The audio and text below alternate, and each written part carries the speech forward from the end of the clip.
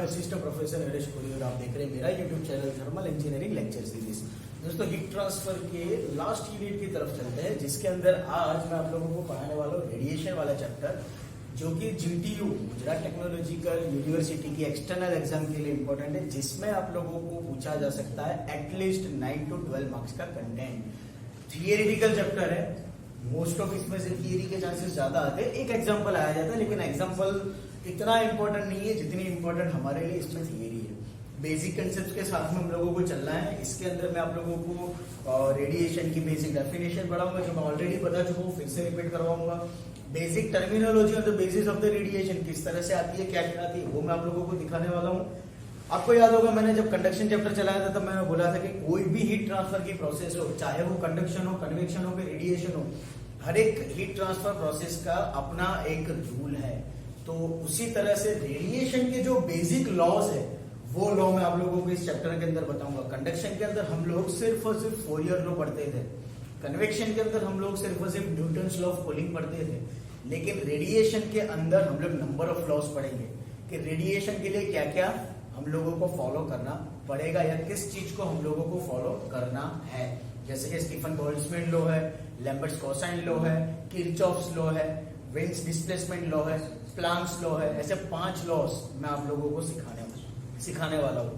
Next thing, basic concept बताऊंगा। Black body के लिए क्या होता है, ग्रे बॉडी के लिए क्या होता है, फिर दो ब्लैक बॉडी अगर एक दूसरे के साथ में रिलेवेंट सरफेसेस के साथ में है तो हीट ट्रांसफर क्या होगा, रेडिएशन क्या होगा, सेफ फैक्टर क्या है, एक्सेट्रा एक्सेट्रा एक्सेट्रा। ये बेसिक थियरीज है जो हम लोगों को पढ़नी है, और इन्हीं थियरियों में से कोई भी एक या दो थियरी 3 मार्क्स या 4 मार्क्स के लिए आप लोगों को पूछी जा सकती है, और 4 मार्क्स के लिए अंदर आप लोगों को एक एग्जाम्पल आ सकता है। ठीक है, तो शुरुआत करते हैं हम लोग, स्टार्ट करते हैं बेसिक डेफिनेशन के साथ में कि रेडिएशन की डेफिनेशन क्या है। एज यू नो, मैंने कितनी बार बोल दिया है, फिर भी एक बार आप लोगों को रिपीट कराओ तो रेडिएशन की basic definition, it is the mode of heat transfer in which the heat will takes place or the heat transfer will takes place throughout the all direction into the atmosphere। Radiation heat transfer की ऐसी process है कि जिसके अंदर आप लोगों को कोई भी ना तो डायरेक्शन की जरूरत है, ना किसी मीडियम की जरूरत है, ना किसी सपोर्ट की जरूरत है। कंडक्शन के अंदर ये था कि हम लोग हीट ट्रांसफर करते थे molecule two molecule in one phase, सिर्फ एक ही फेज के अंदर हम लोग हीट ट्रांसफर करते थे बाय मोलिक्यूल टू मोलिक्यूल। ठीक है, कंडक्शन के अंदर सिंगल फेज, जिसको हम लोग बोलते थे मोनो मटीरियल, ठीक, सॉरी होमोजीनियस मटीरियल के अंदर हम लोग हीट ट्रांसफर करते थे। That was the conduction process, कि जिसके अंदर जैसे कि ये आप लोगों की मेटल की रॉड है, इस मेटल के रॉड को अगर आप यहां से हीट ट्रांसफर कर रहे हो तो after some time this end will also be heated or the temperature of this end point will also be increased। कैसे? तो यहां से जो हीट ट्रांसफर मोलिक्यूल्स के अंदर हुई वो molecule two molecule heat transfer through out the body होने वाली है, जिसको हम लोग कंडक्शन बोलते थे। मतलब the direction into the conduction process is defined, let's say from right to left, just like that in convection process also. यहां पर क्या था, तो आप लोगों ने एक मीडियम दिया था हीट ट्रांसफर करने के लिए, एक्सटर्नल सोर्स से एनर्जी। ठीक है, just like that in convection process. अभी यही आयन की रॉड को आप ठंडे पानी के अंदर मर्ज कर रहे हो, means the temperature of the ion rod is too much high, the temperature of the water is too much low. Definitely अगर टेम्परेचर डिफरेंस आया तो 100% हीट ट्रांसफर होगी। हीट ट्रांसफर किसके बीच में होगी, तो गर्म आयन की रॉड और ठंडे पानी के बीच में होगी। अगेन यहाँ पर आप लोगों को मीडियम की जरूरत पड़ी। मीडियम की जरूरत क्या पड़ी, तो जब तक आपकी गर्म आयन की रॉड ठंडे पानी के कांटेक्ट में नहीं जा रही तब तक कन्वेक्शन प्रोसेस नहीं हो रहा था। ठीक है, तो ये आप लोगों को मीडियम की जरूरत होगी। डायरेक्शन क्या होगी, डायरेक्शन ये होगी the heat will flow from higher temperature to lower temperature. Definitely तो ये आप लोगों के लिए डायरेक्शन होगी। क्लियर? तो कंडक्शन, कन्वेक्शन और रेडिएशन 3 मार्क्स में सवाल इस तरह से आ सकता है that the compare between conduction, convection, radiation और differentiate between conduction, convection and radiation। तो ये डिफरेंस आप लोग लिख सकते हो सामने। रेडिएशन के लिए अब मैं बताऊं, रेडिएशन के लिए क्या है, बेस्ट एग्जांपल सोलर रेडिएशन को ले लो। क्या किसी डायरेक्शन की जरूरत है? नो। सारे हम लोगों को किसी भी डायरेक्शन से सोलर की रेज मिल सकती है, सनरेज मिल सकती है। सेकेंड एग्जाम्पल, रेडिएशन मतलब क्या, बेस्ट एग्जांपल देता हूं मैं आप लोगों को। सन रेज जब किसी ब्लैक बॉडी के ऊपर गिर रही है या किसी भी गर्म बॉडी और किसी भी बॉडी के ऊपर गिर रही है, समर सीजन की बात करूं कि जब यूवी रेस अर्थ सरफेस के ऊपर मैक्सिमम आते हैं, और ऐसी सीजन कि जब आप लोगों को मैक्सिमम अमाउंट में हीट एनर्जी सोलर में से मिलती है। ठीक है, इस कंडीशन को थोड़ा प्रैक्टिकली सोच के चलना, थोड़ा इमेजिनेशन करके चलना। अगर नहीं करना हो तो दूसरा एक बेस्ट एग्जांपल दे दो। विंटर सीजन के अंदर जो हम लोग बोलते हैं कि लकड़ियां जला करके बीच में जो गुजराती में जिसको बोलते हैं तापणी करूं, ठीक है, वो बेस्ट एग्जांपल क्या है कि जब आप लोग अपने हाथ को सेक रहे तो ऐसा तो है नहीं कि आग के अंदर हम लोगों ने हाथ डाल लिया, नहीं, उस आग के फायर के सराउंडिंग के सरफेस फायर सरफेस के सराउंडिंग में हम हमारे हाथ को रखते हैं। हम लोगों ने सराउंडिंग में हमारे हाथ को रखा है, फिर भी हम लोगों को गर्मी मिल रही है, फिर भी हम लोगों को हीट एनर्जी मिल रही है। दोज हीट वेव्स, वो जो हीट वेव्स है जिसकी वजह से हमारे हाथ के सरफेस को गर्मी मिल रही है, that is known as the radiation. Those heat waves are known as the radiation. अभी वो हीट वेव्स को आपके हाथ के ऊपर आने के लिए क्या किसी मीडियम की जरूरत थी? नो। क्या उसको किसी डायरेक्शन की जरूरत थी? नो। तो ये सबसे बड़ा डिफरेंस आ गया कि रेडिएशन के अंदर हीट ट्रांसफर करने के लिए ना आपको किसी मीडियम की जरूरत है, आपके हाथ ने आग के साथ में, फायर के साथ में कोई कांटेक्ट नहीं किया था, although your hand was getting in heat energy from the fire। क्यों? क्योंकि रेडिएशन हो रहा है इसीलिए। ठीक है, नेक्स्ट, क्या कोई डायरेक्शन मिल रही थी? ऐसा तो है नहीं कि मान लो यहां पर फायर जल रही है और आपको हीट एनर्जी खाली यहीं पर मिलेगी, आपके पूरे पंजे में मिलेगी, पूरे हाथ को मिलेगी। फायर अगर ज्यादा है तो पूरी बॉडी को भी हीट महसूस होगी। ठीक है, मतलब रेडिएशन आप लोगों का इस तरह से हो गया that there is no contact medium is required, there is no direction is required, the heat will takes place throughout all the direction into the atmosphere और surrounding area, that is known as the radiation process. Clear? तो ये radiation की basic definition होगी। उसी तरह से radiation की basic concept में हम लोग पढ़ते हैं। सबसे पहला है total emissive power. Total emissive power बताओ, उसके पहले मैं बता दूं एमिसिव मतलब क्या है। एमिसिव का बेसिक मीनिंग क्या होता है? सॉरी, स्पेलिंग गलत लिख दिया है, सॉरी, मैंने एमिसिव का स्पेलिंग गलत लिखा था, EMI एमिसिव मतलब क्या? एमिसिव का मतलब ये होता है कि कोई भी बॉडी कितनी सोलर एनर्जी को एब्सॉर्ब कर रहा है या रेडिएट कर रहा है, वो कैपेसिटी मतलब एमिसिव, जिसको बोलते हैं एमिसिविटी, जिसके बेस पर हम लोग डिफाइन करेंगे एमिसिविटी हमारे नेक्स्ट में। तो टोटल एमिसिव पावर मतलब क्या? टोटल एमिसिव पावर, देखो हम लोग जो भी डेफिनेशन डिफाइन करेंगे वो ब्लैक बॉडी के रिस्पेक्ट में करेंगे। तो ब्लैक बॉडी के रिस्पेक्ट में मैं आप लोगों को सारी डेफिनेशन समझाने वाला हूं, ये ध्यान में रखना। Total emissive power can be defined as the total energy radiated on the body per unit time per unit area. The total amount of heat energy radiated on the body per unit time to the per unit area with respect to its corresponding temperature। मैं corresponding temperature बोल रहा हूं, ये ध्यान रखना, corresponding temperature बोल रहा हूं। क्यों? क्योंकि आप लोगों को स्क्रीन के ऊपर जो फॉर्मूला दिख रहा है, this is the radiation law जो मैं आप लोगों को पढ़ाने वाला हूं, और ये रेडिएशन लॉ है Stefan Boltzmann law. Stefan Boltzmann जो मैं आप लोगों को पढ़ाने वाला हूं, ये उसी के बेस पर टोटल एमिसिव पावर डिफाइन किया। Total emissive power is denoted by capital E. यहां पर हम लोगों ने टोटल एमिसिव पावर लिया है, ब्लैक बॉडी के रिस्पेक्ट में सफिक्स में लिखा है मैंने स्मॉल बी, मतलब total emissive power of a black body is defined as the total energy radiated on the body with respect to per unit area to the per unit time with corresponding its temperature। clear? उसको बोलते हैं total emissive power. उसी के base पर emissivity मतलब क्या है? It can be defined as emissivity is defined denoted by epsilon small E के तरह, स्मॉल ई मतलब ये वाला नहीं, एप्सिलॉन मतलब ये स्मॉल ई की तरह जिसको बोल सकते हो आप, मतलब ई को घुमा के लिखना है, 3 का उल्टा। Emissivity can be defined as the ratio of emissive power of any body। यहां पर सफिक्स में मैंने कुछ भी लिखा है, मतलब कोई भी बॉडी rather than black, आप लोगों को ब्लैक कंसीडर नहीं करना है, excluding black. Emissivity can be defined as the ratio of emissive power of any body to the emissive power of a black body। Black body के respect में किसी भी बॉडी की एमिसिव पावर, उसका ratio मतलब एमिसिविटी। क्यों black body को, क्यों ब्लैक बॉडी को आइडियल बॉडी गिना जाता है? ब्लैक बॉडी की एमिसिव पावर मैक्सिमम होती है क्योंकि ब्लैक बॉडी मैक्सिमम अमाउंट पे रेडिएशन को एब्जॉर्ब करता है। सामने और कोई भी बॉडी ले लो, ब्लैक बॉडी की कंपेयर में वो इतना एमिसिव नहीं कर पाएगा, रेडिएंट नहीं कर पाएगा सन रेज को या सोलर एनर्जी को। दैट्स व्हाई ब्लैक बॉडी को आइडियल गिना जाता है। क्लियर? ये याद रखना, एमिसिव पावर यहाँ पर ब्लैक बॉडी लेने का मतलब यही है क्योंकि black body is considered as the ideal body for the radiation process, जिसमें मैक्सिमम सोलर एनर्जी का रेडिएशन हो सकता है। तो एमिसिविटी की डेफिनेशन होगी। Next, radiosity. रेडियोसिटी मतलब क्या?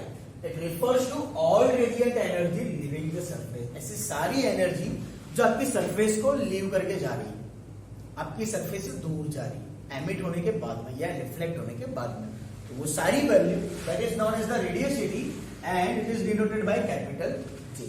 It is denoted by capital J। Next, IMP, monochromatic emissive power, जिसको बोला जाता है spectral power. Spectral power basically क्या है? Just like that your emissive power. एक थोड़ा सा चेंज, यहाँ पर मैंने बॉडी सरफेस, बॉडी का टर्मिनोलॉजी में यूज किया था। यहां पर डेफिनेशन बिल्कुल इसी की तरह होगी। एक चीज खाली इतना ध्यान में रखना है, we will consider our monochromatic emissive power with respect to wavelength, that lambda is the symbol of the wavelength, and you know the wavelength of the solar radiation or the sun rays during the winter season and during the summer season is different. Summer season के अंदर जो wavelength मिलने वाली that should be much higher with compare to your winter season. Winter season में आप लोगों को इतने ज्यादा यूवी रेस नहीं मिलते जितने समर सीजन में आप लोगों को मिलने वाले हैं। सेकेंड थिंग, विंटर सीजन में आप सोलर एनर्जी को इतना एब्जॉर्ब नहीं कर सकते हो, मतलब इलेक्ट्रिसिटी प्रोडक्शन के लिए जितना आप समर के अंदर कर सकते हो, क्योंकि डायरेक्ट सनरेज आप लोगों को समर सीजन में मिलते हैं। सामने विंटर सीजन में आप लोगों को स्कैटर्ड होकर के मिलते हैं। स्कैटर मतलब कि या तो कर्व शेप में आ रहा है या किसी एंगल पर आ रहा है। समर सीजन के अंदर ये होता है कि आप लोगों को डायरेक्टली सनराइज मिलते हैं। इसका बेस्ट एग्जांपल दूं, Dubai, UAE, United Arab Emirates ऐसी कंट्री है कि जहां पर सनराइज आप लोगों को डायरेक्ट मिलते हैं। दिन का टेम्परेचर वहां पर एटलीस्ट 52 टू 55 डिग्री सेल्सियस तक जाता है, जो कि हमारे इंडिया में कभी नहीं होता है। हमारे इंडिया में समर सीजन के अंदर ही हम लोगों को एटलीस्ट 48 डिग्री सेल्सियस टेम्परेचर की वैल्यू मिलती है। लेकिन दुबई, यूनाइटेड अरब एमिरेट्स ऐसा देश है कि जहां पर आप लोगों को all day at least 52 degree Celsius temperature तो मिलेगा ड्यूरिंग द डे टाइम, और नाइट में आप लोगों को वहां पर ठंडक मिलती है, लेकिन इतनी भी ज्यादा नहीं जितनी कि हमारे यहाँ पर है। तो उसका रीजन क्या? उसका रीजन यही है that the sun rays on that countries are coming on to the surface directly, वो स्कैटर होकर के नहीं आ रहा है सामने। मोनोक्रोमेटिक एमिसिव पावर इसी तरह से डिफाइन होता है, that is it is defined as the power in which the solar radiation will impact or incident on the surface of your body, आपकी सरफेस के ऊपर जो गिर रही है, with respect to time, area and wavelength, with respect to time, area and wavelength, उसके respect में जो रेडिएशन आप लोगों को मिल रहा है, उस रेडिएशन की जो पावर की वैल्यू बनेगी, that is known as the monochromatic emissive power, या बोला जाता है spectral distribution. Spectral distribution generally summer और विंटर सीजन की कंपेयर में होता है, जो कि मैंने आप लोगों को एग्जांपल में बताया। उसका डायग्राम कुछ इस तरह से बनेगा, ग्राफ आप लोगों को कुछ इस तरह से बनेगा, like this way. Lower point जा रहा है तो ये आपका विंटर सीजन है, और पिक पॉइंट जा रहा है तो ये आप लोगों की समर कंडीशन है, like that. Clear? Basic terminology, ये सारी टर्मिनोलॉजी ऐसी है जो आप लोगों को जेडीयू के अंदर 3 मार्क्स में आ सकती है। और बेसिक टर्म्स में आप लोगों को बताता हूं, जहां पर हम लोग सीखेंगे absorptivity, reflectivity, transmittivity on the basis of this figure. सिर्फ ये फिगर याद रखो, फिगर को समझो, ये तीनों की डेफिनेशन आप लोगों को आ जाएगी। दूसरी बात, अगर ये डेफिनेशन इसकी याद रखनी है, इसका अपनी लैंग्वेज में मीनिंग बना करके चलो, तो अभी आप लोगों को पता चलेगा। For example let's say that हमारे पास में एक सरफेस है, और इस सरफेस के ऊपर हम कोई रेडिएशन को इंसिडेंट कर रहे हैं। इंसिडेंट मतलब गुजराती में बोलते हैं आपात किरण, इसको बोलते हैं आपात किरण। आपात किरण यानी फेंकना, ठीक है। हम लोगों ने सरफेस के ऊपर इस रेस को फेंका हुआ है। अभी क्या क्या हो रहा है, क्या हो सकता है, नंबर 1 या तो वो रिफ्लेक्ट हो जाएगा, नंबर 2 या तो वो एब्जॉर्ब हो जाएगा, एंड नंबर 3 या तो वो ट्रांसमिट हो जाएगा। इन तीनों में से कोई भी एक प्रोसेस आप लोगों की हो सकती है on the basis of what body you are using as a surface.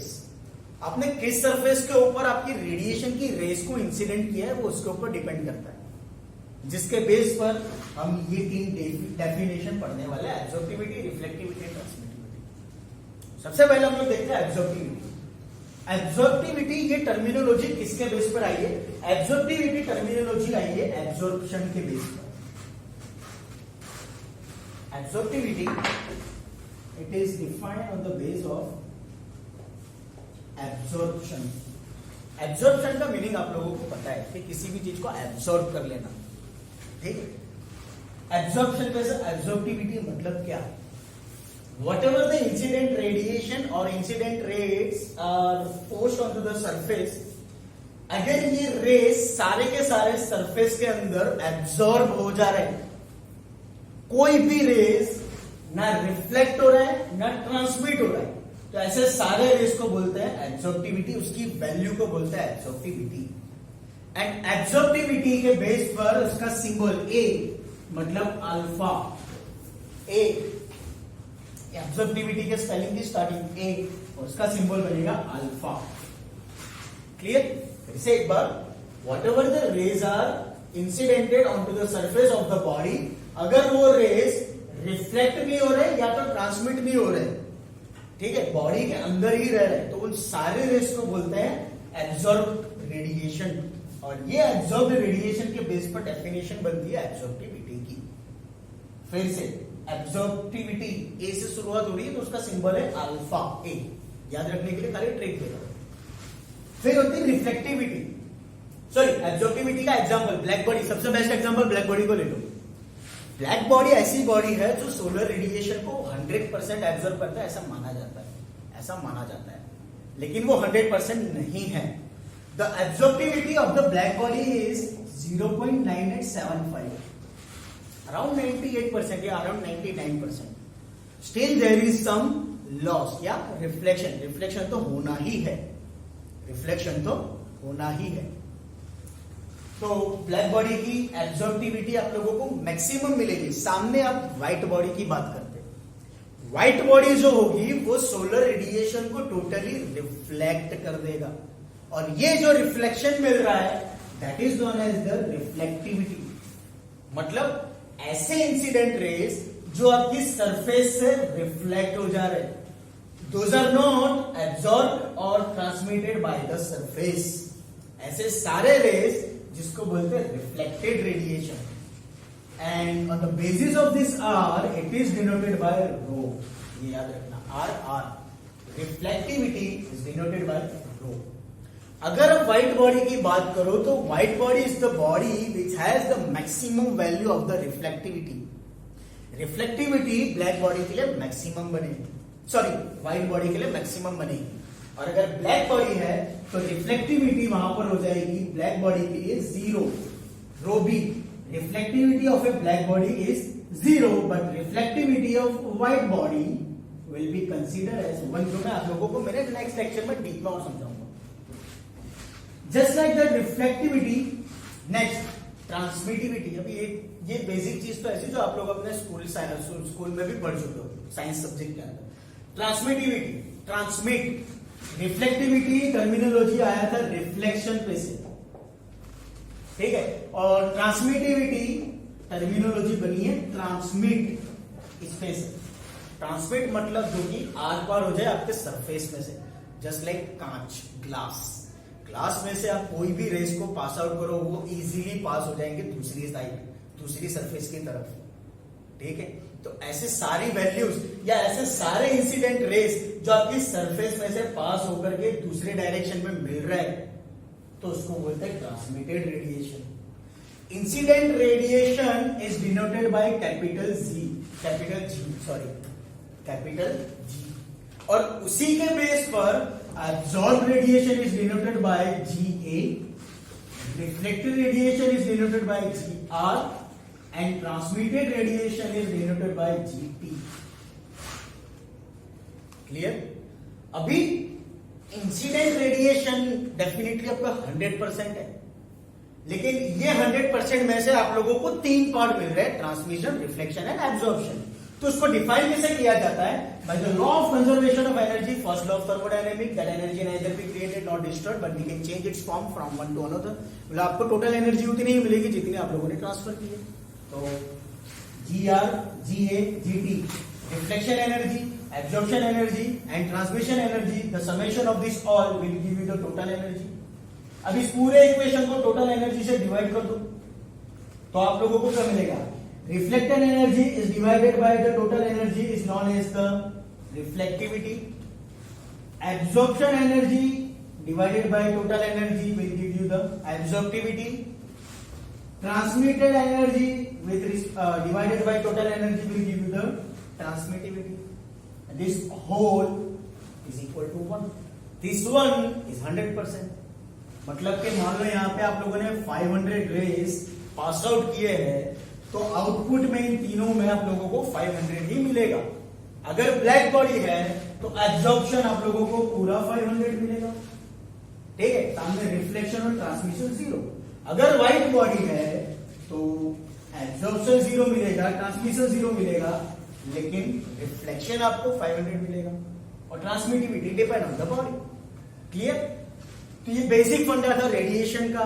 इसके अंदर से आप लोगों को 3 मार्क्स में 3 डेफिनेशन पूछी जा सकती है। आई होप दोस्तों कि आप लोगों को समझ में आया होगा। अगर कोई क्वेश्चन हो तो मुझसे जरूर पूछिएगा। Thank you so much.